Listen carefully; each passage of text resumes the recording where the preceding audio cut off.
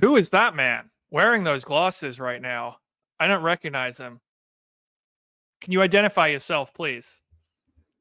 Soul man Robert Johnson. I don't know if it's because it's early in the morning or haven't eaten a proper English breakfast, but I can't see my screen very good today, John. So not sure what's going on. Lack of sleep. I hope you could see this TV screen for the Diamond League this morning. It was another great meet. It's our last one for a month, but had plenty to talk about. Great final race of the day. Phanuel Koech taking down Josh Kerr. We had Gudaf Tsegay doing what she always does, going out in sub 60, running very fast. 4:11 mile, number 2 all time. Sinclaire Johnson gets the American record a little bit behind her. We had a really fun women's 800. Georgia Hunter Bell getting the win in front of the British fans, followed up by Charlie Dobson getting another win for the British fans, pulling his best Quincy Hall impression to beat Matt Hudson Smith. Emmanuel Wanyoyi remains unbeatable in the men's 800 meters, 142 flat, passing Marco Arop on the inside. Season's best for Bryce Hoppel in fourth, 142.71. And a season's best for Donavan Brazier in sixth, 143.08, his first Diamond League in 3 years. Noah Lyles got smoked in the 100 meters, so did everyone, by Oblique Seville, who had an amazing start, 9.86 for the win there. Julian Alfred ran very fast in the 200, 21.71, world leader into a headwind.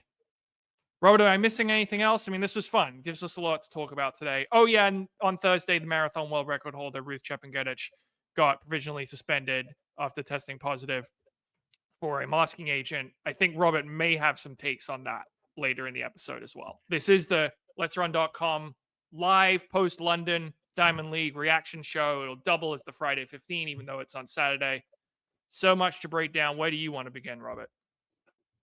Well, I think I would just like to start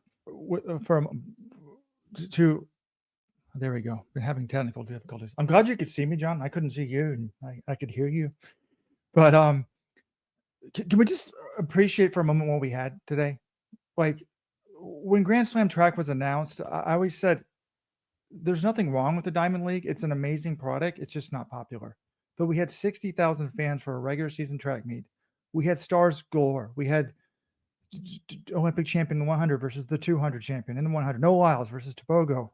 Oblique Seville. We had Josh Kerr going for a British record. We had a loaded men's 800. We had the world record holder in the discus. It was just a great meet. The Diamond League is a hype man, and I'm the hype man. But it was even hard for me to be honest, I was really playing up the Donavan Brazier race all week, trying to get people into that as a U.S. fan. And 30 minutes before the end of this meet, I was like, well, what do we still have left? Because I hadn't read all the previews. I'm like, oh my God, we got Kerr. So where do I want to start? In terms of what's changed, I think the most significant result might have been the men's 1500. Do you agree with me?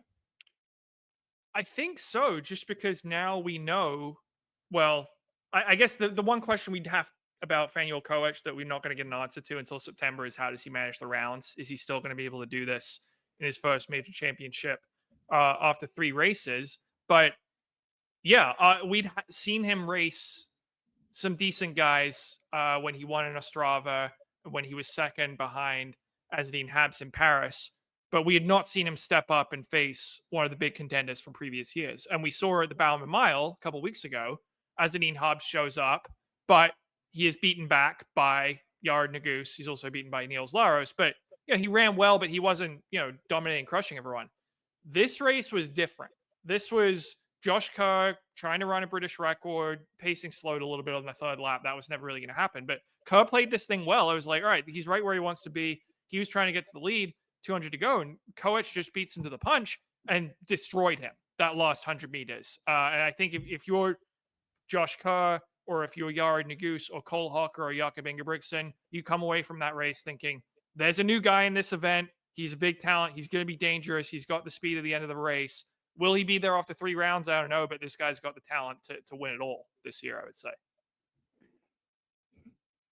It's kind of weird. I've noticed on the podcast, I'm the former coach. I'm really proud of my Cornell guys on being able to run rounds and stuff like that. You've been harping on the rounds a lot in the podcast recently. And for the most part, I think most of these runners are pretty able to handle the rounds.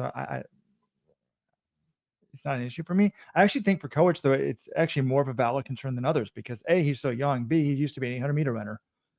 But yeah, I thought he'd been running fast, obviously, in these other meets, Koech, but he won one of these non-Diamond League races, or maybe he was second. I was like, his kick doesn't look that amazing.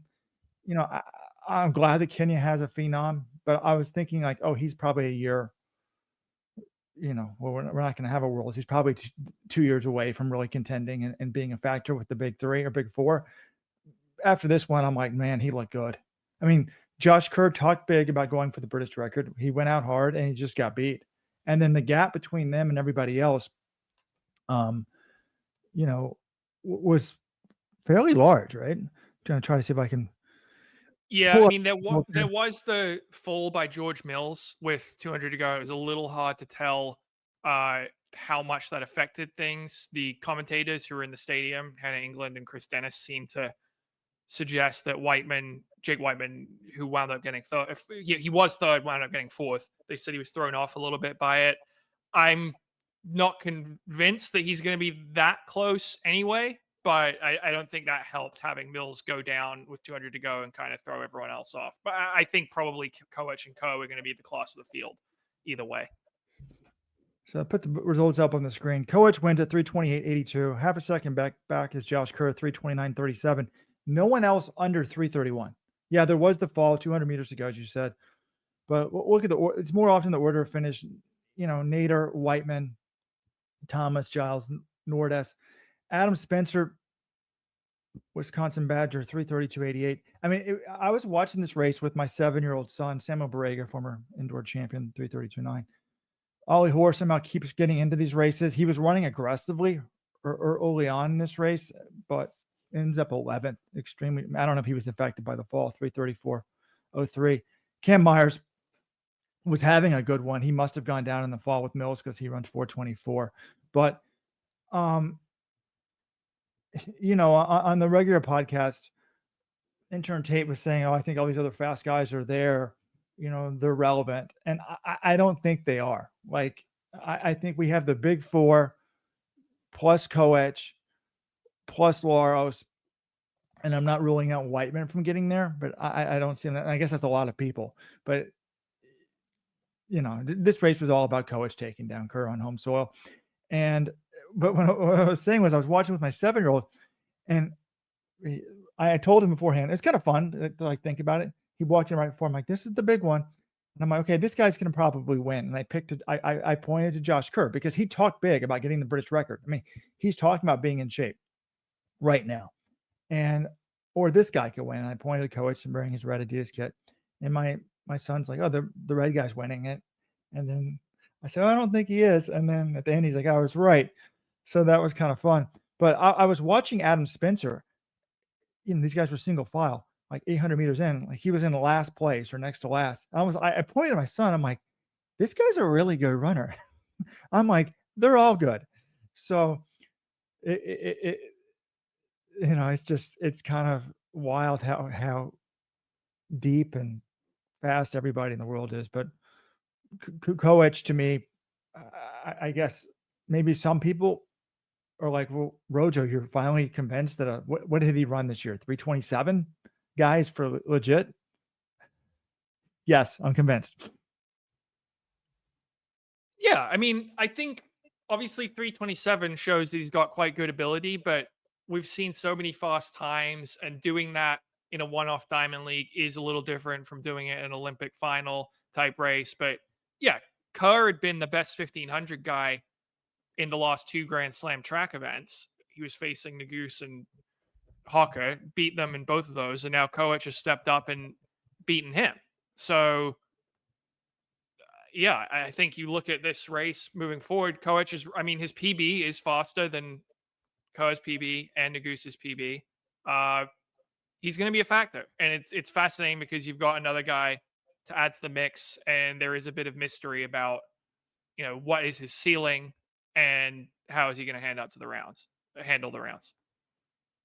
Someone on YouTube chat saying, "Why does this show only show up on Let's Run, not on YouTube?" It's probably some technical mistake by me. I don't know. No, I think what happened, Robert, is you went live from your personal YouTube account and didn't add the Let's Run YouTube account. So I added that. We should be live on the Let's Run YouTube account right now. Okay, shall we Oh, move? no wonder the viewers were down. I apologize.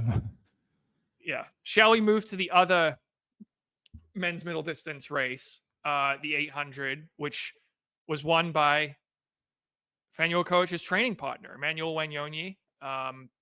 Kenyan sweep in the middle distances for the men. This was a fun one. Wanyonyi, they said they were setting the pace to, I think they were setting the lights the world record pace in this one, right? And they got out pretty aggressively. It's 49.2 for the rabbit. Wanyonyi was right on there. The difference between this race and what we saw in Monaco a week ago was that Marco Arop was a lot more aggressive. And instead of going out in dead last in an 11-person field, he was up there and in third place at the bell. So we had Wanyonyi a little bit ahead, 49.6, 50.1 for Arop. And Arop makes this big move on the back straight. And Robert, you've often said you only get one move in the 800. And Arop said, all right, this is going to be mine. And he split 25-3 from 500 to 700. I was looking at, I'm like, all right, he's got a good chance to win. But if there's one thing we've learned about Emmanuel Wanyoyi, he's always going to have something in that last 100. If you're going to beat him, you got to make sure that gap's really big, because he's going to, he's a fierce competitor that last 100. Rope ran out of gas a little bit. He closed in 13.7 for his last 100. Wanyonyi was 13.2.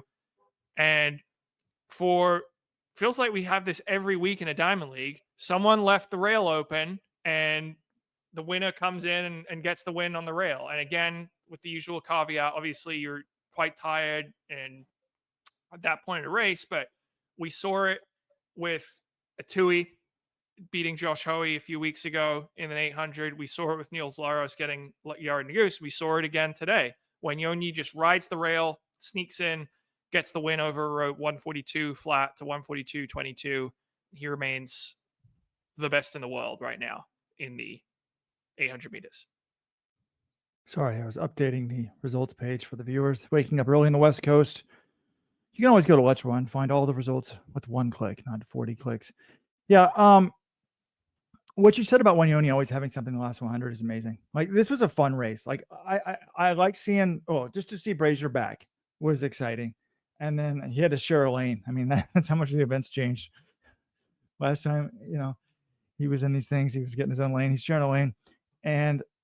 But to see Arop go out hard, I'm like, okay, we're going for it here. And then I'm like, they're talking about world record. And then when Yoni sort of falls back, but then I'm like, he's always got something left. And then someone said in the live thread, he's like, Arop violated the Rojo rule. If you come off the turn in the lead, don't ever leave the rail open. I still think he probably would have lost anyways, John. I mean, I guess 0.202 of a second. But, look, Wanyoni's amazing. He's the favorite for Worlds. Arop is pretty darn good. I think, obviously, very little separated these guys from last year. And I think that we expect him to go 1-2 at Worlds this year again. I'm not ruling out Arop from, winning it, but Wanyoni is clearly the favorite. But I'm not sure what to think about the U.S. scene. I mean, I think this was a nice race for Hoppel. It's his first 142 of the year, correct? Yes, this was the third fastest time of his life, and it was a season's best for him. But what do you think about Donavan Brazier 143.08? I mean, afterwards, people on the forum, one guy's like, I'm really confident now he's going to make the U.S. team. And I said, well, I'm not really confident. The U.S. is pretty darn good at this event. So obviously you've got Hoppel, fourth in the Olympics last year. You've got Hoey, the world indoor champion. You've got to like their chances. They're really good. Then you've got Brazier. Now, his time today is faster than, anyone else in the U.S. that's challenging for the team has ever run. So I posted that, on the message board. But are you convinced he's definitely on the team now? Oh, absolutely not. I mean, I've gotten some people saying, "Oh, he can medal at Worlds this year," and I think that's the ceiling. I don't think they're wrong. He also might not make the US team. And I think this race, the way he ran it, I thought was smart because it seemed like a guy who is not in 142 shape right now and didn't want to, he didn't go out aggressively. He didn't try to run at the very front with these guys. I think he ran within himself. And as a result, he closed quite well. I mean, if you compare his last 200 to Hoppel, Hoppel really didn't put much of a distance on him. Hoppel was 26-1 the last 200. Brazier was 26-2. The only guy in the field who closed faster, Wanyonyi was 26-1, so same as Hoppel. But I thought Brazier still had a pretty good close, but wasn't quite ready to run 142s with some of the big guys in the world right now. And I think that's smart because if he did that, he might have overcooked it and just ran out of steam. He's still gaining momentum.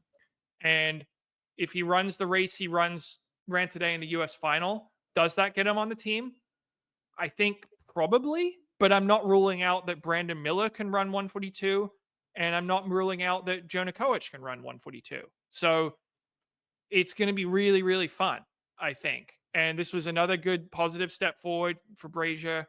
He was running against some world class guys. He was in a pack. It wasn't like he had, could just totally dominate this race. It's a good step, but this is a really tough event. This is probably the strongest the US has ever been in this event, run 1 through 5. So it's not going to be an easy team for him to make. Yeah, if I mean, as I wrote on the message board, while Brazier ran faster than the PRs of Jonah Koech 143.32 and Brandon Miller 143.52, I'm wondering if Miller's ready for a big one at USA's after his recent 335 1500 meter PB. As a former coach, I mean, I think that he is, but I also find it bizarre that Miller enters USA with only one outdoor 800 race this year. He PR'd in Rabat on May 25th and hasn't run at 800 since. So now I trust Danny Mackey. I think he deserves the benefit of the doubt to get people ready for Worlds and I mean USA's, etc. These big meets, but it does seem weird to me that he hasn't raced.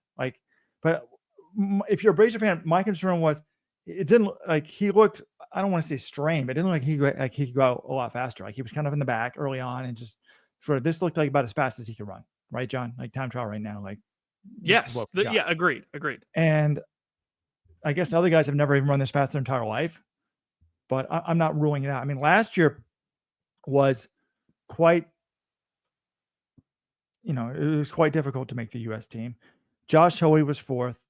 He runs 144.12. And people are like, wow, that's crazy. You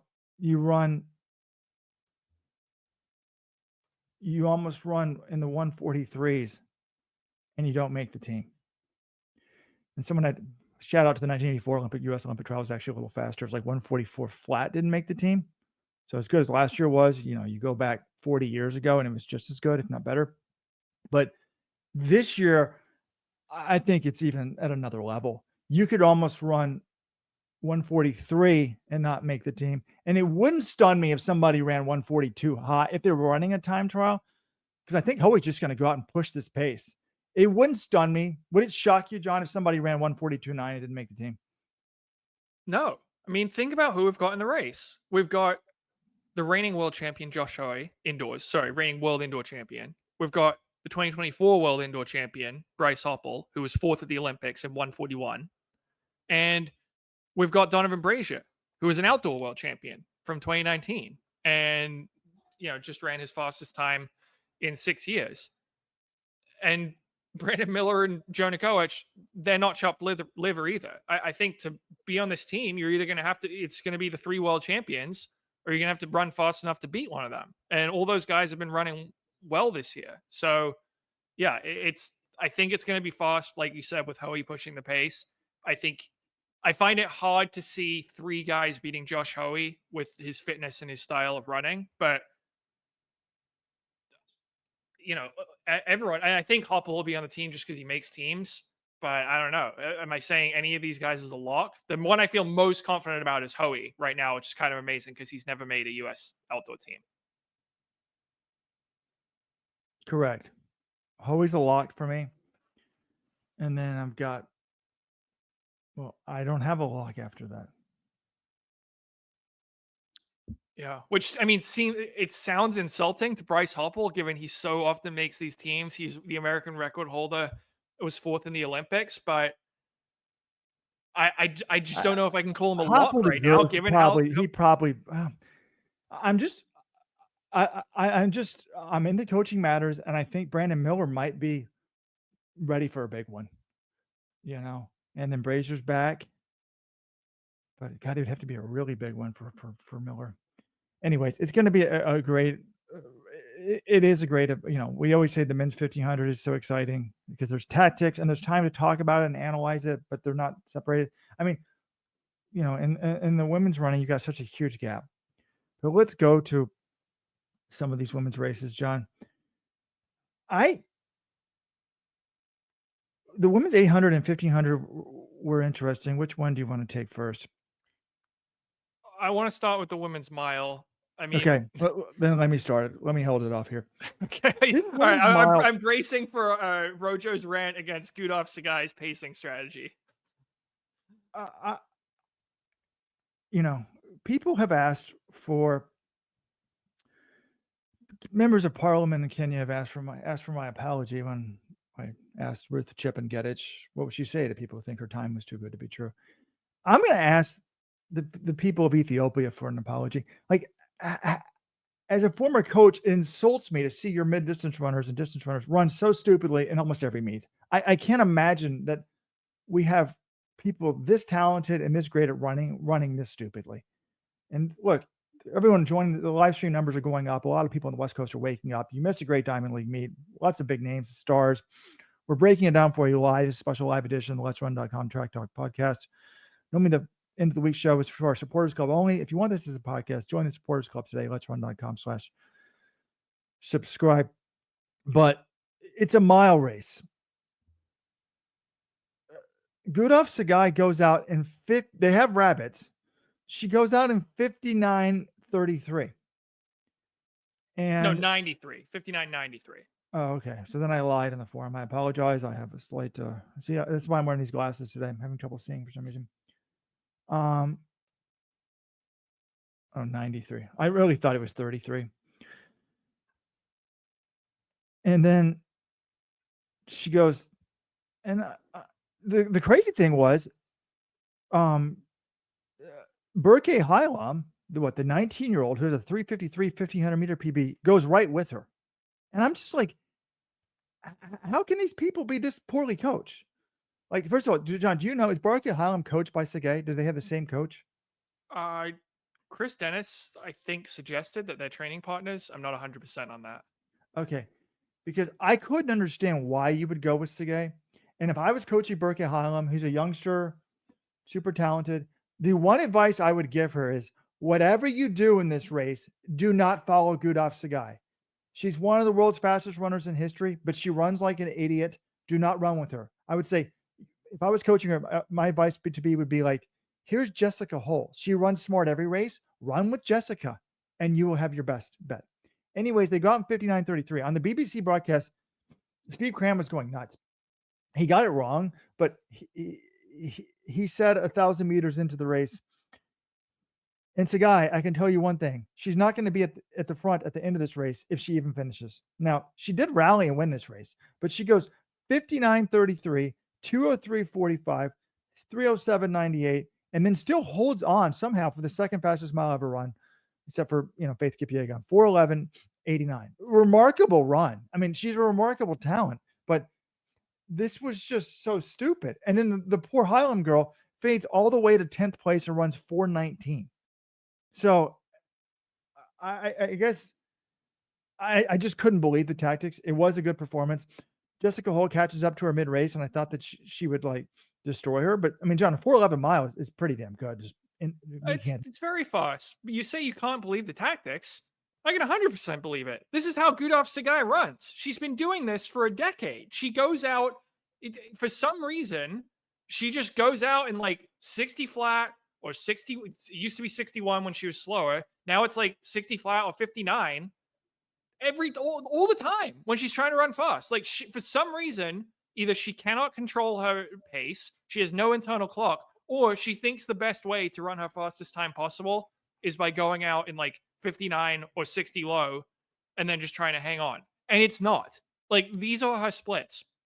60.0, roughly, going by this is the race analysis document, but it's rough here. 60.0, 63.5, 64.5, then 62.4. She rallied the last lap, and then plus 1.4 for her last 1.4 seconds for her last 9 meters. So that's just not the best way to run your fastest mile. You want to be way more even than that. You don't want to be going out in 60 flat or 59.9 if you're trying to run like 407, which is the world record. And I'm not saying she could have gotten that today, but she would have run faster than 411. Now, it's a testament to her talent that she's able to hang on. Like, I thought when Hull caught up to her with the lap to go, I'm like, Hull has timed this perfectly. She's going to have more in the last lap. She's going to win this race. That didn't happen. Tsegay rallied and fought and ran away the last 200. But she's winning in spite of her tactics and running fast in spite of her tactics. And it is mind-boggling that she's this deep into her professional career and she has not learned how to pace these races correctly. I know she's gotten good results off of them, but they could be better if she's not going out super hard every time. Yeah. So what do you think about the medaling prospects of everybody in the 1500? Dark Link on YouTube is saying Hull is not medaling in the 1500 this year. I think Hull's having a perfectly fine season. I've just put up the world 1500 meter leaders. You got Kipyegon at 348.8, with Teji 351.44, Hull 352.67, and then Georgia Hunter Bell is fourth. We'll have more on her at 354.76. You'd obviously have to put Tsegay in there. The 411.88 mile actually sounds more impressive than it is in terms of the 1500. It converts to a 353.17. Obviously, she's capable of running much faster than that because she ran stupidly to run that. But if you ask me to pick the medalist, I'm going to go with Kipyegon, Welteji, and Hull. I don't trust Tsegay to get the tactics right. I agree with you on that. I that would be who I would have as the podium. Georgia Hunter Bell could be a factor. I think it's going to be curious what event she chooses to focus on in Tokyo. I think she should definitely run the 800. The question is, should she add the 1500 and try to double? The 1500 comes first. But yeah, I think those medalists, I just don't trust Tsegay to not, try to go out super hard, drop Kipyegon, and then end up fading. We've seen her tactics. She has gotten medals. She medaled in 2022. And then you've also got a question, what other events is she going to be trying to do? Is she going to try to triple again? That sort of thing. So I think there are too many questions for me to pick her against Hull and Welteji, who I trust to deliver on the big stage. Some interesting comments here. CJ Gunder in the YouTube comments is saying that Sinclaire Johnson said Tsegay's coach asked if she was going to go through in 202. The Rabbit said, no, I'm sticking to my task of 205. But the other person we forgot about is Nelly Chepchirchir. I'm not sure. Yeah. I probably would have her as a medalist, maybe as over Hull. Well, she just beat Hull in the 1K last week in Monaco. So I think so it would be close. But now, if Tsegay ran for a medal, I would definitely pick her to run for a medal. But I think she's going to run for gold and then blow it. But hey, Steve Cram was wrong. She did win this race. It's incredibly impressive, but it's just incredibly stupid to run that way. It's just physiologically, it doesn't work. Like you see it on the men's side. The times are fast because they run consistent, even paces. And we're just getting, absolute stupidity on the women's side by these Ethiopians, one after another. And I thought, well, she must train. The youngster must train with the guy because why else would you follow her? Like literally, unless because no other coach in the world would say to follow Tsegay. Nobody in the world would say that. Like I could teach my 7-year-old tactics today, and he would tell somebody, okay, don't run with her. That would be the advice. Instead, the poor girl ran with her. So, Miss, what's the 19-year-old from Ethiopia? If she's listening, John, if she understands English, coach you. I'm pretty sure that I can coach you to higher than 9th in this meet. Okay. Well, in other results, Jessica Hull, Australian record, second, 4:13. Sarah Healy continues a really strong season for her. She's third, 4:16. Then Sinclaire Johnson breaks the American record in fourth place, 4:16.32. Obviously, American or those milers, they don't run the mile that often. There's usually only one per season in the Diamond League, but this was a 0.03 of a second improvement on Nikki Hiltz's time from Monaco 2 years ago. Sinclaire Johnson continues to just have a really strong outdoor season. We saw her run 3:56 at pre, now 4:13 in the mile. Sorry, 4:16 in the mile. And I think if I'm picking the US team in the 1500 meters right now, Nikki Hiltz remains the clear favorite. I think Sinclaire Johnson is the clear choice for number 2, and then it's going to get interesting for third behind her. But that's the way I see the event right now. Yeah, you're right. The 1500 meter record in the US is much stronger than the mile record. This converts, her time today converts to a 3:57.29. But I'm going to pull up the women's 1500 meter list, John. And you were just talking about that. How much of she's got great tactics, or they has great tactics, and is the U.S. leader. Hiltz, you mean? Excuse me, Hiltz. I would put Hiltz at like almost 100% for me.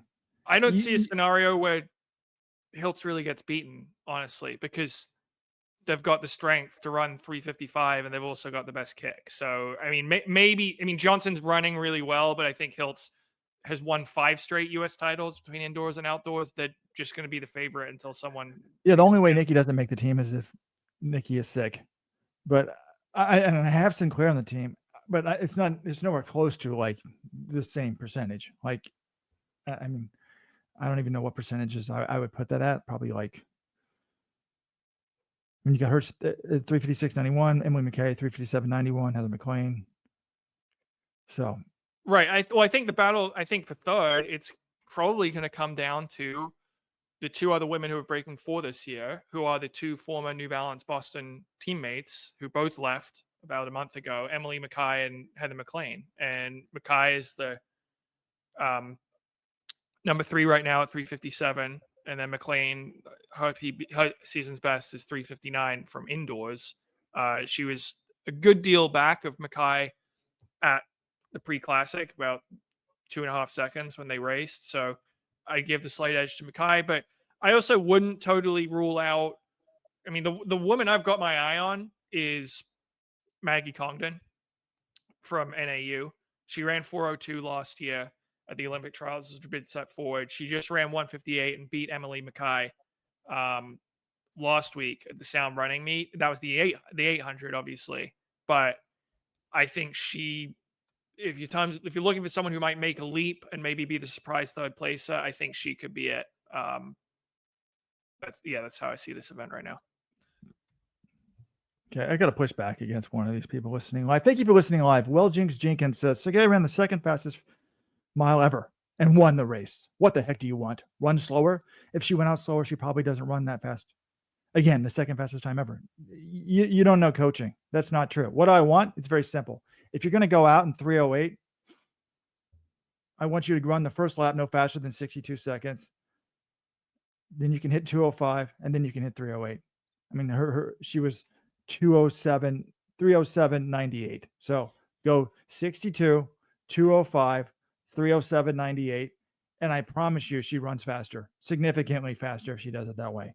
So that's what I want. I want someone, it's like physics is undefeated. Like, physiology is real. Like, there's a certain proper way to run these events, and you're seeing it in the 800s.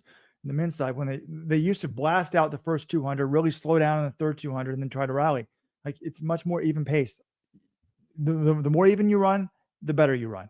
So that's what I want to see. So I don't know how to prove that to you, but again, the second fastest time feels better, sounds great, but her time was only equivalent to a 3:53.17 1500, which is fast, but not anywhere close to the second fastest time in history. It's not even the second fastest time in the world this year. So, rant over. All right, let's move to the women's 800. Again, a lot of people I know didn't watch this live. I'm going to try to put up the splits on the screen, John, or the results.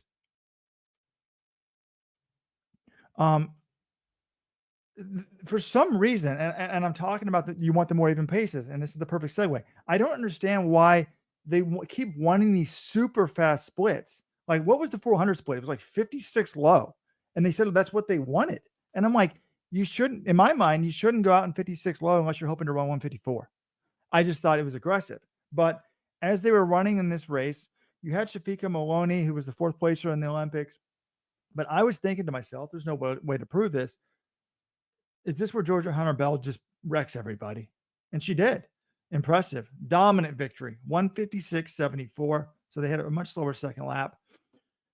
Addie Wiley, the U.S. looked good. She moves up. Clear second, 157.43. Helena Nakai, 157.62.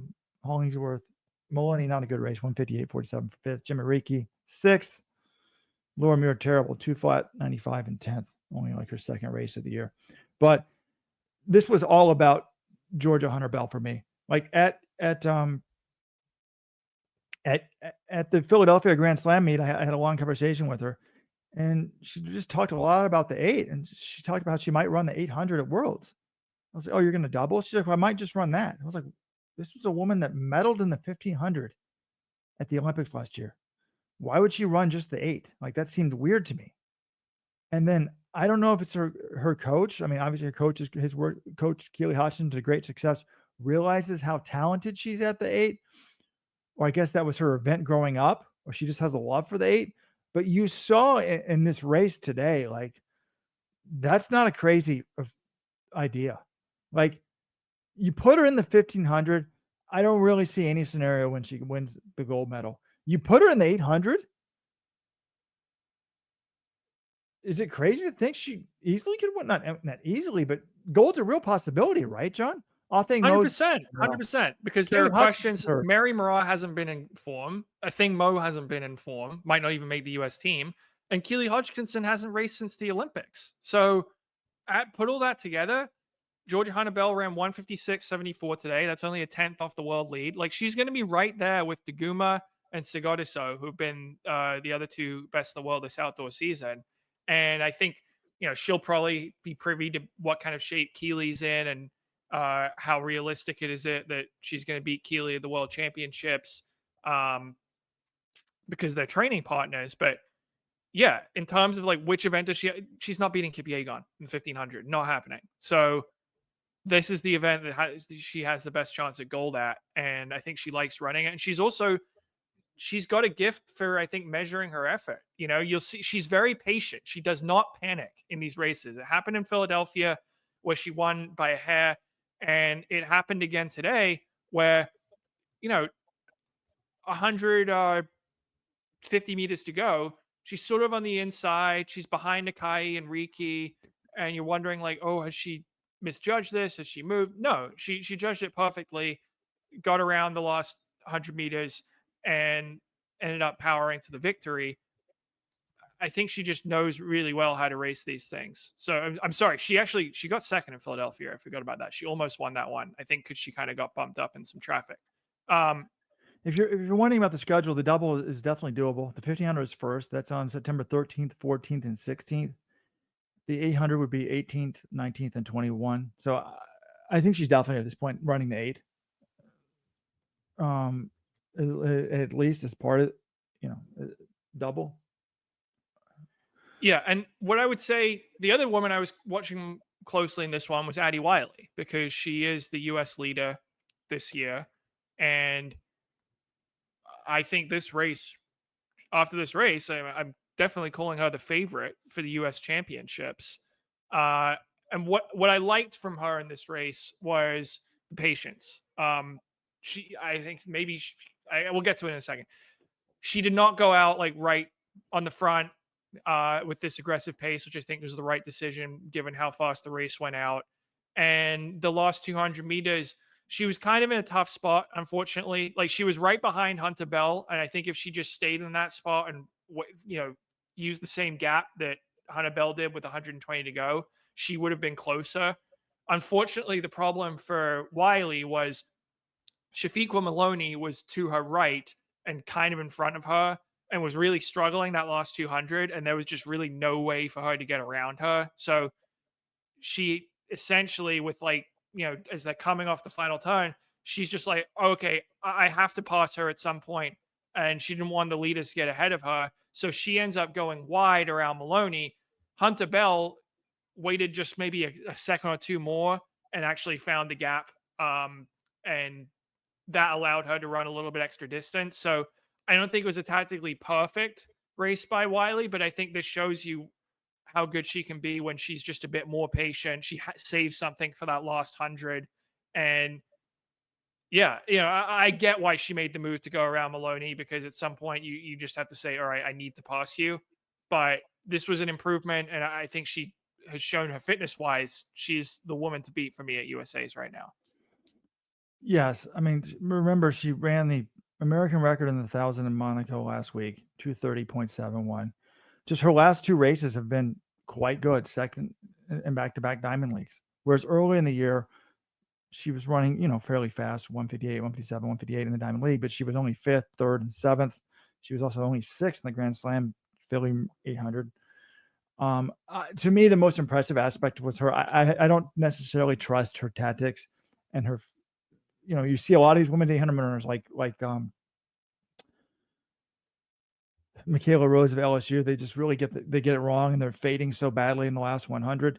What impressed me most about Wiley today was that burst in the last. I mean, she and Hunter Bell just had a lot left in that last 100, and I'm like, if she runs like that at USA's, there's no way she doesn't make the team. So, anyways, I want to give a shout out to Adam. What a day. Low humidity, running along the Charles River and listening to LRC. Perfect. I didn't know you could push play on like YouTube while you're running. I guess that's impressive. Adam, I want you to do one thing right now. It's a beautiful day. Put your hand up right now and just put the number 1 to the finger and just pump your fist and say, I am a warrior. I am a warrior. That was one of the greatest workouts I ever had. I was trying to make the Olympic trials. It was a 15-mile time trial. And I remember thinking, I'm doing it today. I was right on pace, and I yelled out, I am a warrior, to myself. Just felt exceptional. I want him to feel the same feeling 30 years, 30? No, 25 years later. Excuse me, 25 years later. I like to see a fellow Bostonian having fun. It's nice to know that people are running along the Charles. One of the great city runs in America. Is it better for Athing to narrowly finish third at USA's and make the team and stay with Bobby, or miss out on the team and go back to Milton Mallard? It's better for her to miss out on the team. That to me is like, I'm all over now. I'm not giving him the benefit of the doubt anymore, mainly because of Brandon Miller and this argument y'all brought up. Brandon Miller was not very good under Bobby Kersey. Now he looks exceptional. I'm like, Bobby Kersey and Athing, no, they need to break up. My son, my 7-year-old son, he's learned a lot about crushes. Like, Dad, have you ever had a crush? Have you ever dumped someone? He's really into the dumping concept now. And, I was like, yeah, I guess. You got to find out who's right for you. Not necessarily a bad thing. I said all relationships end, whether you get dumped or whether someone dies, they all end at some point. It's the reality. So I think may have learned from Bobby and then maybe dumping Bobby. Okay, Robert, I think we should talk about the men's 100 meters. Noah Lyles running his first 100 since winning the Olympics. And I was curious to see how he did here. He won the 200 in Monaco last week, 19.8 over, let's see, Lay Tobago. Today, Kashane Thompson was in London today. He ran a leg of the Jamaican 4x1 because remember, they needed the time after World Relays. They needed to get a qualifying time. He did not run the individual 100, but another Jamaican, Oblique Seville, did and took a convincing win. I mean, Seville had a fantastic start, and Lyles did rally a little bit towards the end, but he was not touching Seville today. Seville took it 9.86 into a 0.6 headwind, so it's about 9.82 in still conditions. Lyles second and 10.00. Let's see, like Tobago, just I don't know what it is with this guy. Like, he was kind of banged up earlier in the year. Then he shows up to Prefontaine, runs 19.7. I'm like, oh, he's back. He's really good. And then he gets beat in Monaco. But okay, you lost to Noah Lyles. This race, he's 7th place in 10.12. I trust him to get it together, but he's been pretty inconsistent this season. But I look at this and I say Lyles, it's fine. He's got 2 months to work on this. He's got a gap to close. Like I would still have Thompson clearly as the favorite right now. And Seville, it's good, but I've seen Oblique Seville run good regular season races.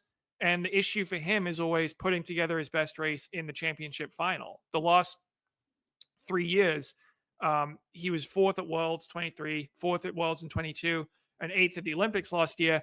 Each time in those meets, he ran his fastest time in the championship, either in the semis or the prelims. He did not run his fastest race in the final. So, unfortunately, for Seville, like as good as he can run in the regular season, he really does need to prove he can do it in the final. But obviously, it's better to be winning than losing these races. So this was a good run for him. I really wish Thompson would have been in this field, though. He's in London. He's not running the individual 100. That's a bummer. I don't have a problem with it. I like some intrigue. And we already saw what happened when Thompson raced Seville a few weeks ago. He beat him. So we didn't say Thompson. I mean, I want to see Thompson and Lyles. What do you mean? I know Lyles is the reigning world and Olympic champion in 100. I don't really think of him as a 100 meter guy. I do always think there's someone better than him in the 100. His name is Shane Thompson. And Seville, remember last year you're talking about the Olympic disappointment. He beat Lyles in the semi. They were in the same semi. I think he ran 981. And then ran 991 in the final. I mean, eighth in the final sounds terrible. You run 991. It was a stacked final. But what I don't understand is, I hate Seville's a choker. He's 24 years of age. He's finished fourth at 2 Worlds. Like, I don't think he is this generation's version of Mustafa Powell. So, this was a former world record holder who never won gold. I really hope Seville gets a medal. I want him to get rid of that thing. But I wish, early race meet, John, our betting guy, was he sending out asking for invites? Were there odds in this race? Because it sounds easy now to say this. Oh, it's clear, but I would have bet a lot of money on Seville winning this race. Like, don't tell me the South African guy, Simbini, who's been winning all these races, is going to win. He'd been winning them in slow times. Like, it was clearly this was into a headwind, a 0.6 headwind. He runs 9.8 low. That's impressive. And for Lyles, it's fine for me. 10 flat the season opener into the win. That's good. That's good for him. And Tebogo, it's not even that big a deal for me. He's 0.10 behind Lyles. Tebogo's not really a great 100 meter runner. He was 0.07 behind Lyles in the Olympic final. So I know this is okay for me on that level. But I was just, did you see any betting odds in this race? Like, was Seville the favorite? No, I don't know. I mean, I think Simbine was disappointing here. I know he hadn't faced some of the big dogs, or at least he hadn't faced like Seville or Thompson, but he keeps winning. He was running consistently in the 9.9s in April and May, and now we're getting more closer to championship season. He's South African, so he ran world indoors. He's had kind of a long season, so maybe his timeline's a little different, but you want to be seeing progress. You don't want to see someone going from consistent 9.9s to now 10.11 when he's facing some good guys and we're 2 months out from World. So that was a disappointing performance for me, I think. I just, why would I expect anything from this guy? He's 32 years of age. I viewed him as an early season wonder. He got in shape and he picked up some money, and that's I'm not. Well, he was fourth at the Olympics last year. He ran 9.82. Like he has been one of the best guys in the world for a long time. And I forgot, All in the Game mentioned, yes, he actually beat Shane Thompson. I kind of forgot that Thompson ran that early season Diamond League in China, but he beat him in one of those races. Now, obviously, Thompson has started running a lot faster in other races. That was kind of low, early season race for him. It was not an early season race for Simbine, given he ran world indoors. But yeah, there was another Olympic 100 meter champion running today. Julian Alfred, she ran the 200, destroyed everybody. 21.71 into a minus 0.6 headwind. Dean Asher Smith second, 22.25. I actually did not see that race, John. My son needed a grilled cheese for breakfast, but she's just I mean, that's just a beat down. And then the men's 400 was kind of interesting. You got the Olympic silver medalist Matthew Hudson Smith on home soil, wanting to get the win, and he ends up second. He loses to a fellow Brit, Charles Dobson. Couldn't believe it, 44-14 to 44-27. American Vernon Norwood 44-34. I thought that was actually a pretty good time, John. Again, I do say moist air is less dense than dry air. So the track was wet at this point. It had been raining, but the temperatures weren't ideal for sprinting, right? I mean, some of these sprint times were pretty good considering, I think it was it 73 degrees or 67 degrees? I forgot. I looked it up on my I phone. think it was right around 70 degrees Fahrenheit. The sun did come out for the second half of the race. That 200, Alfred and Melissa Jefferson Wooden, I think, are ready to pop something really fast so they can just get a friendly tailwind. They had a big headwind at Pre, big headwind in the 100 at Monaco, and a smaller headwind, but still a headwind for Alfred today. Like, Jefferson Wooden could run like 10-6 in the 100 if she gets a nice tailwind at Prefontaine, because that's at Haywood Field, because that's a good track for sprinting. It's probably going to be hot. Like, I think she could run something really fast. Alfred, this was already a PB for her in the 200, but she's in better shape than she was last year. She's going to run something fast if she can, get a friendly tailwind. And then the 400 was crazy. I thought of the Olympic final last year, because Charlie Dobson was nowhere to be seen in this race. He was about sixth place coming off the turn. To go from sixth to first in the last 100 is nuts, but he just didn't look like he was tying up the last 100, the last 50 meters, whereas pretty much everyone else was, because it's a 400 and that's how those races go. But yeah, Matt Hudson Smith, like, he had to have been thinking, like, I just got Quincy Hold. And Dobson was shocked. This guy did win the Diamond League final last year. Like, he's a pretty solid runner, but this was a really good run for him. Personal best 44.14 improves his personal best 44.23, which was run same meet, London last year. One thing that we haven't talked about at all was the women's 5,000. This race did nothing for me. I didn't, John. It's like, okay, I try to give the Africans the names and profile them not just as masses, and I'm like, who's in this race? What does this mean? They set actually, when I heard the only thing that made me feel good about the race was they put the pace lights at 14:20. I'm like, good. They're not going to try to set some stupid pace, but then they didn't even go with that. Medina Isa wins it in 14:30 over Fantaye Belanu of Ethiopia, 14:30.90. So they're both 1-2. Rose Davies, right. Australia, 14:31.45. Is that an Australian record? I assume that might be.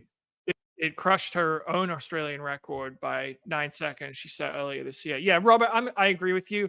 We just know that the best women in this event are, Gudaf Tsegay, Medina Isa, and obviously Beatrice. Sorry, not Medina Isa, Agnes Ngedich, and obviously Beatrice Chebet, who just set the world record. So when you don't have any of them in this race, you're just like, all right, these are ones who are going to be battling maybe for a bronze if one of those top dogs doesn't get it. I thought Isa, she usually has trouble on the last lap. Now, maybe it's because this field wasn't as strong that she was able to win out, but it was good for her to hold on and win this. She was challenged in the home straight by Fantaye Belene. Yeah, I looked down the results and I thought it was a really good run for Rose Davies. 14:31. They said they were going for Kim Smith's Oceania record. It's pretty impressive. Kim Smith still held it. She had run 14:39, I believe, in 2009 indoors, and that was still the Oceania record, like well into the Super Shoe era. So respect to Kim Smith. Rose Davies has that now. Georgia Griffith was also under it. She was fifth in 14:32. And then looking a little further down in the results, Robert, the one that stood out to me was Ines Fitzgerald, who finished 12th, 14:39.56. She's only 19 years old, 19-year-old Brit. Now, Issa, who won the race, I believe, is only 20 officially. So, I guess this is a double standard here. But when I look at like a Western athlete running 14:39 at age 19, I'm pretty impressed. Someone else on the message board pointed out, Jane Hedengren, everyone's been going gaga about her in the United States this year. Jane Hedengren is only 5 months younger than Ines Fitzgerald, and Hedengren's run 14:57. Hedengren has run 14:57. Fitzgerald just ran 14:39 today, she would have been finishing up her freshman year if she was the NCAA. So she's a really big talent. This is a really good run for her. Yeah, I mean, I guess I was too negative on like the event in terms of I just was like at the top level that none of the women were here. And this to me would be a better race. Like if this was at Sound Running or some British meet and you just have or even Australia, and you just have the announcers like, we're going for the Oceania record. And like people would be going gaga. But for the Diamond League level, it's like kind of disappointing up top, but the depth is insane as you're talking about. I mean, 14:39 for 12th place. And, she's only the second Brit. Nozumi Tanaka, who ran so badly, my girl of Japan in all the Grand Slam races, actually runs 14:34, which is pretty close to her 14:29 PBA. Yeah, but Fitzgerald, two-time European junior or under something cross country champion. I mean, from 15:08 to 14:39 is super impressive. But she'd run the Diamond League 3K a few weeks ago and gotten third. So she's having a nice season. So some of those results are interesting, but like I just wasn't like up front. I was like, this means nothing to me. Like I totally irrelevant. So I guess that's part of the problem with the events, but there was some strong running there. All right, Robert, I think we've waited long enough. We're an hour into the show. We need to get your reaction to Ruth Chepngetich's provisional suspension. And for people who aren't familiar with the backstory, Chepngetich set a world record in the marathon last year, 209.56 in Chicago, broke the old record by almost 2 minutes, which in turn that's 2:11.53 by Tigges Sefer. And that record in turn is almost 2 minutes faster than the number 3 time in history, which is 2:13.44 by Sfan Hassan. So Chepngetich breaks it. The entire running world essentially loses its mind for a week because no one knows how to process a 2:09 marathon by a woman. Some people say, oh, it's, throw out the shoes and change something in fueling. But like, she doesn't have shoes that are much better than what everyone else is running. So like, how is this woman 2 minutes faster than the next fastest person ever? And Amby Burford writes an editorial essentially saying, I don't believe this. She must be doping. That's the only explanation. And I talked to a lot of people in sport, a lot of agents and coaches who just were very skeptical of this.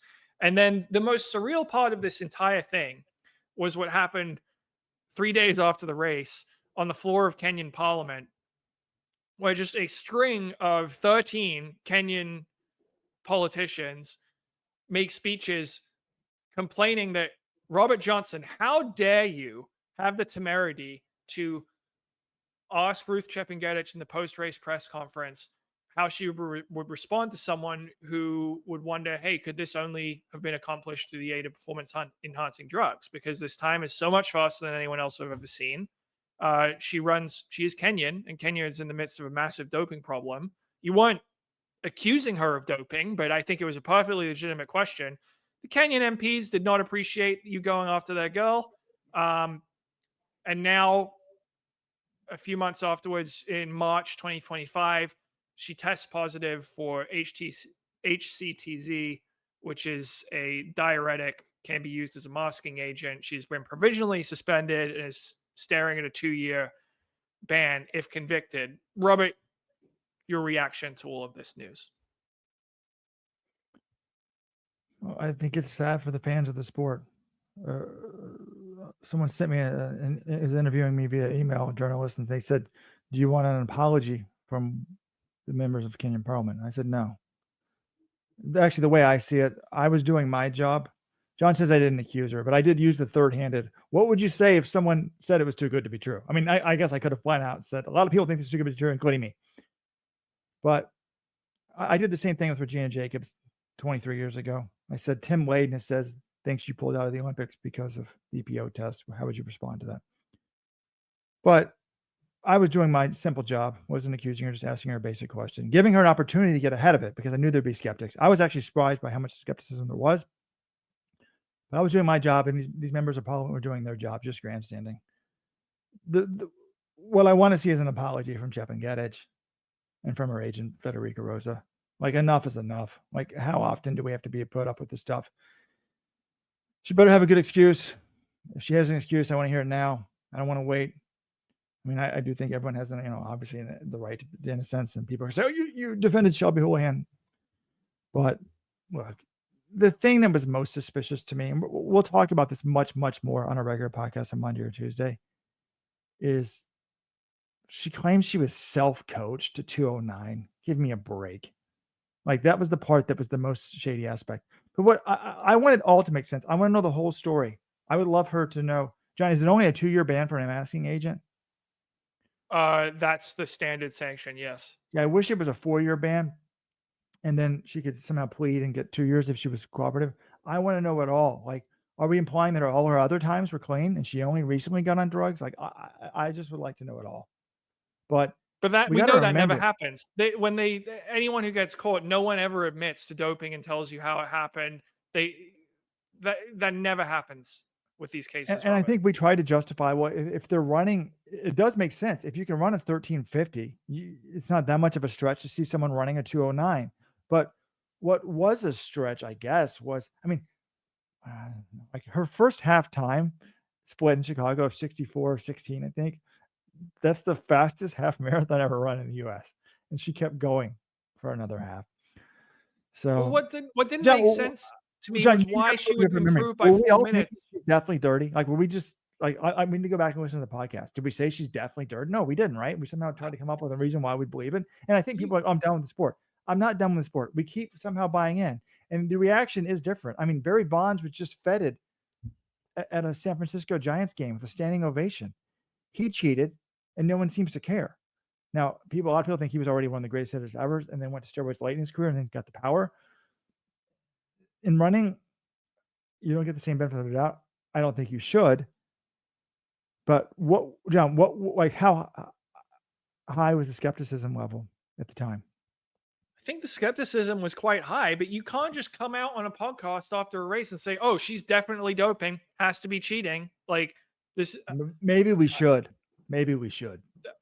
no, I just don't think that's the way you operate in the sport. I don't think you can operate in the sport that way because you never know And in the 100%. past, people used to say, like, oh, you guys are too crazy. You're obsessed with the doping, blah, blah, blah. Just like how people talk about me being obsessed with the trans issue. By the way, if you want to know why I'm obsessed with the trans issue, go to the thread about the women suing Princeton University. Go to like page 8. I finally posted why. I've never really told that story before.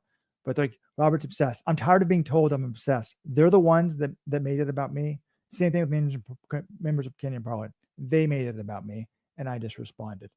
All right, Robert. Yeah, but in terms of the reaction, I think we justifiably pointed out there were red flags about the performance. One, she took 4 minutes off her personal best in her 15th marathon of her career. This was not an unknown quantity. She had already won 2 Chicagos, and she had done what she tried to do previously. She went out really hard, and this time she just held on a lot better. So I think we were wondering, how could someone this deep in their career just suddenly level up their fitness so significantly?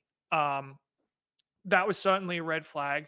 I think the coaching thing, like you said, I mean, another I talked to another agent who was about that, and they was just pointing out, like, look, you can't just lump everyone in that boat if they're self-coached. But when you're in Kenya and you're not in a training camp, you don't have as many eyes on you. If you're trying to dope in, like, let's say, the global sports training camp, Eliud Kipchoge's training camp, you're going to be living around these people for 6 days of the week. You're going to be close to your coach, went for workouts and everything like this. It's just, you have to be way more careful about it. It's not to say that athletes in training camps can't get busted, but when you're on your own doing your own thing, it's much easier to operate something that way. So I think people were suspicious of that. And then the other thing is just, when the time is that much better than the next fastest performance, which in turn is already, I mean, the 2:11:53, there are people who had their doubts about that record because that is almost 2 minutes faster than the next fastest time in history. But when you're improving a world record by that much, that in itself, people are just going to say, how can this one person be so much better than every other woman who's come before it? And maybe we get athletes continuing to compete in super shoes over the next decade and times come closer to that. But I think for a lot of people, this is why the response was so severe and there were so many people openly questioning her, is they just saw this time that was so much better than anyone had ever run and said, I'm sorry, I don't believe it. But when she pulled out of London this year, we should have just said it. She's obviously been popped. I think that's irresponsible to just say we can't just leap and make assumptions. It certainly was on my mind when she pulled Yeah, out and didn't cite a I guess she specific could be injury. pregnant or I something. thought something was up. I She don't could think have it's been unfair. pregnant, and then I would look like a Right. fool if she was pregnant. Right. Anyways, look, people saying take a bow. Look, I'm not going to take the bow here. Got up early to watch this meet. Got a lot going on. I'll take the bow on the regular podcast. But if you want this as a podcast, join the Supporters Club today. Let'sRun.com/subscribe. By the way, Alekna, the discus world record holder, did break a Diamond League record, 71 meters. The newest Oregon Duck. I don't. If Oregon wins the track title next year, I don't respect his 10 points. Like when you buy the world record holder, 10 points. You're assuming he's going to win the title. Well, I know he has never won an NCAA title, but I'm just saying that now. But this was a fun meet. It was a sold-out crowd. Walden says I'm always negative, but I can't help it.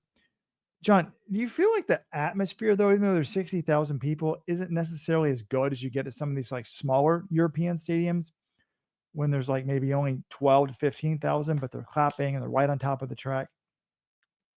The atmosphere seemed pretty good to me on the broadcast. I mean, I know the atmosphere. I was at the 2017 Worlds in London. That atmosphere was as good as any meet I've ever been to. So I'm not really sure. I mean, maybe it didn't come through for you that well, but I thought it looked good to me. All right, John. People want to know what is the legitimate world record in the women's marathon. We don't want to call people doping. I'll say this. When I look at this, I'm going to put this list up on the page here. The all-time marathon list should be popping up here. Oops, this is men. Try to pull up the women if it'll let me. Of course, it won't do that. I mean, what question are you asking me here, Robert? Because I think Chepngetich is probably going to get to keep her world record. The positive test was in March. World record was in October. I mean, I think it's ludicrous that would be in that situation if her doping suspension is upheld. It's just crazy that would stand as a world record, but that's probably what's going to happen. But if you're asking me to speculate about which of the top 10 women all time are clean and which are dirty, I don't know if I can engage in that. Like, is there a possibility that Teeks Sefer was doping when she ran 2:11? It's possible. Obviously, it's very fast time, but what do I have to draw that on? What evidence do I actually have to link her to performance-enhancing drugs? I think it's just unfair to say, oh, like that had to have been achieved dirty. So I'm not going to engage in that exercise. Yeah, I understand. You don't want to get sued. I'll just say this much. I'm going to go with the way faster than anyone else. That was the same argument. Paul Radcliffe, who's 6th all time at 2:15:25. I certainly think the clean Kenyan record, this is all I'm going to say, is certainly north of 2:16. Yeah, that's all I feel comfortable saying. I will say that these discussions do go on behind the scenes. And there was once a race where a very prominent runner was going for a world record who just it didn't the smell test. And when they fell off and didn't get the world record, I got a text from a shoe exec saying, thank God they didn't break the world record in a shoe I designed. Because this shoe exec for the same company that sponsors this person thought that's too good to be true. That person is definitely doped. And there's been some interesting discussions. Again, we'll have much more of this on Tuesday, but like Tony Revis and what can we do to stop this? People saying ban Kenya. I think Kenya's doing a pretty good job of catching people. But do we need to start holding other people accountable? The agents. I mean, Federico Rosa has a huge number, so many Kenyans, and these are the number of Kenyans cheat. Is he responsible or should he be responsible? Well, if you're going to go down that road, what about Chicago? I think there's been a number of performances that I don't believe in Chicago over the years. And I'll go back 20 years, maybe even world records. That's all I'm going to say. You don't want to get sued. I don't want to get sued talking about an American. Connect the dots if you want. I think that's a fair thing to wonder about. And like, but it's hard for them. I mean, like, what are they supposed to do? Think we're not going to let you in the race because I think you're a doper, even though I have no proof. Exactly. Like Chicago, I think, and Chicago has built itself around being one of the fastest marathons in the world. And they, Kerry Pinkowski wants world records, both world records were set there on the men's and women's sides, and they're not the. But I think, like you said, Robert, what are you going to say? Like, oh, we don't want to invite you because we're suspicious of you. And I think there are some marathons who do operate that way, but if you like, if you judge your race by the world record, and you're like, well, this is the person who's best positioned to get the world record, we'll just get them. They're being tested. Like, it's not like these athletes aren't being tested out of competition. So I think some of them, and the media, like when you launch in a world record attempt, the media gets excited. We start covering it. We're like, okay, who's going to run fast? Or like the London field, they brought in, they would have had Chepngetich and Asefa and Hassan, and we're hyping it as the greatest field ever. Like, I don't know. It's a tough spot for these race directors because you want to have fast times, but then you don't want to have someone coming out and like getting popped at your race. But it's kind of inevitable when you're operating the highest level of the sport. So it's, I don't envy that position in that spot. I don't know exactly how you proceed there. Yeah, it's hard. And I mean, let's be honest. Kelvin Kipton's times were extremely suspicious too, right? A lot of people had doubts about those from the get-go, from the moment he ran in Valencia. Like, who is this guy? Now, maybe he's just the greatest talent ever. I mean, the one thing he would have going for him is from the very get-go, he was running things we'd never seen before. I mean, Chepngetich was pretty darn good from the get-go, but she wasn't she wasn't running within minutes of the fastest time ever. And then, but society's full of frauds and cheats at all levels. I mean, we're celebrating. Again, I don't know for a fact, but Faja Singh gets a New York Times obituary, inspiring us all for running a marathon at age 100. He almost certainly wasn't 100. If you put a gun to my head, I'm saying no, he lied about his age. Maybe not intentionally, but he did. And then he's still feted, and Barry Bonds is feted. Some people, some cheats are feted and get success and riches. Lance Armstrong, very rich man, still today. Others are pariahs. And that's just life. As I tell my son, life's not fair. We'll have more on the regular podcast, including I'll really take a bow then. But Walden told me recently just to be a little bit more subtle in my celebration. So it was a sad day to sport. It's like dancing on the grave. Kind of sad. But anyways, good meet. Fun morning. Hope everyone enjoyed it. Anything else, John? No, good sporting weekend. Tour de France is getting exciting. We got the Open Championship at Royal Portrush. Women's Euros going on. So, yeah, just one last thing. How this went down.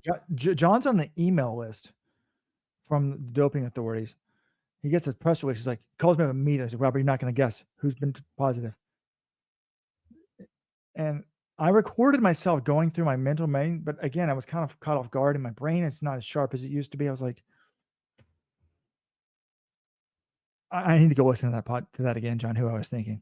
And then you told me, I go, okay, I'm going to pull up the Olympic results and just go through the results one by one so I can think of the events that way. And then you told me, don't go through the Olympic results. And that kind of threw me for a loop. And it made me feel good because then I thought, okay, there's no Kipyegon, there's no Jakob. I did get, and I was trying to think like who I was going to come up with. I mean, Hoey would have been unfortunately up there because he wasn't in the Olympics. I was trying to think who else could it have been, John. This was number one, though, right? Ebony Mark. If you ask any track fan last week and really think about it, you have betting odds. Like, which performance in the last 24 months is most suspicious in all of track and field? That would have been it, right? 100%. And I wonder what number two would have been. Well, that's a debate for another time. Thanks, everyone, for tuning in. Enjoy the rest of the weekend. Oh, yes. It's great. The numbers have gone way up, John. I guess when I promoted it yesterday in my personal YouTube channel with and there's not even supposed to be a personal YouTube channel. That's when I try to send something to my medical doctor unlisted. Like, hey, my stomach's hurting here. Should I be concerned? Unlisted emails from a medical doctor? Are you? People didn't know that I was sketchy there, promoting Robert. it. That sounds like someone might be YouTube page last night instead of the Let's Run YouTube page. So there was no notice until we went live. Well, and you should run the homepage, and that's why you should be on the homepage every day. Go to letsrun.com/letsrun.com, not slash, just letsrun.com.